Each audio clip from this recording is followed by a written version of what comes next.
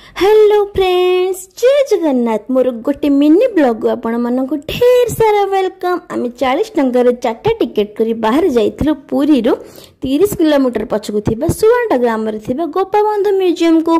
आपण मन तो जानि चंदी गोपाबंधु पुरी जिल्ला रे सुवांडा ग्राम रे जन्म ग्रहण करथिले। सेठी तांकर स्मृति रे गोटे बहुत सुंदर म्यूजियम कराइछि आ तांकर सब कलाकृति सेठी स्थान पाइछि। देखो तो ये गोटे सुंदर पोखरी भी थिला। तापर आमे बाहर जाइतलु आगु गला बार गोटे चिल्ड्रेन्स पार्क देखथिलु। जदि आपण माने एठी छोट पिलांग भी धरिक आछन ना, से माने बिल्कुल बोरिंग हेबेनी, से माने भी पार्क रे खेलिकिना बहुत मजा नहीं परिबे। तापर आमे आगु जाइतलु, यांकर मुटी वीडियो बनेथिले, कैमरा रे स्टाइल मारथिले।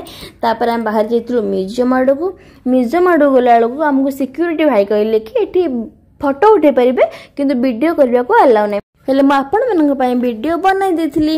एटी देखंतु जो स्टैचू सब थिले ना, पूरा नेचुरल, सब स्टैचू सब पिक्चर पूरा नेचुरल लागुतिला।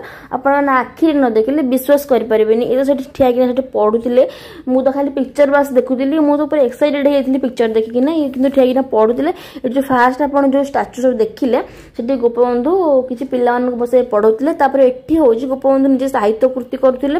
तापर पुणी देखिलु गोपबंधु बहुत दयालु थिले, आपण माने जानि तो तापर से निज हाथ रे गोटे दरिद्र को खाଇବା दान करथिले। तार भी माने पिक्चर बनाई छी, ये भी नेचुरल। आपण मन तो आसंतु निहाती देखंतु। मु तो बहुत खुशी लागला देखिना। मो धन को थैंक यू कहूची, एठी मते बुलाई नेले आ मु एते सुंदर जगह देखि पारली। तापर जो पिक्चर गोटे थिला तो साइड रे भी लेखा हितला, माने गोटे पिक्चर रो जहा भी महत्व थिला तो साइड रे लेखा हितला। तापर पुणी देखंतु गोपबंधु तो माने निज घर खाଇବା सब नै जाइना गरीब लोक मान को, जो मान भिखारी मान को दान कर दोथिले। सेठी देखंतु एठी गुड़ चूड़ा चाउल सबू नेचुरल ही थिला, सबू नेचुरल विजुअलाइज होतिला। आपण माने न देखिले माने जानि विश्वास ही कर परिबेनी मो कथा को। आपण माने निहाती आसंतु आ देखंतु।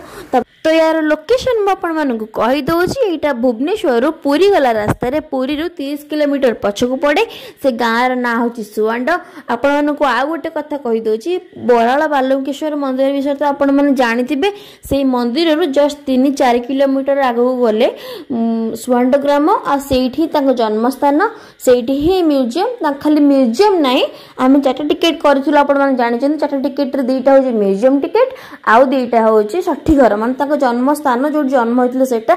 एठी देखंतु एटा होछि कारागार भितर गोपबंधु, माने सेतले कारागार भितर थिले, से भी सेठी साहित्य कृति करथिले। सेठी तार स्टैचू बना आइछि। आ देखंतु ये बुलु बुलु देखुथिले, मैं अंकर टी वीडियो बनै देथिले। मोते तो बहुत बडा लागला प्लेस टा। आ गोटे इंटरेस्टिंग जिंस देखंतु ताकर स्टैचू टा माने पूरा नेचुरल लागुछि ना। आपण माने कमेंट रे नियति कहबे नेचुरल लागुछि कि मो मिछ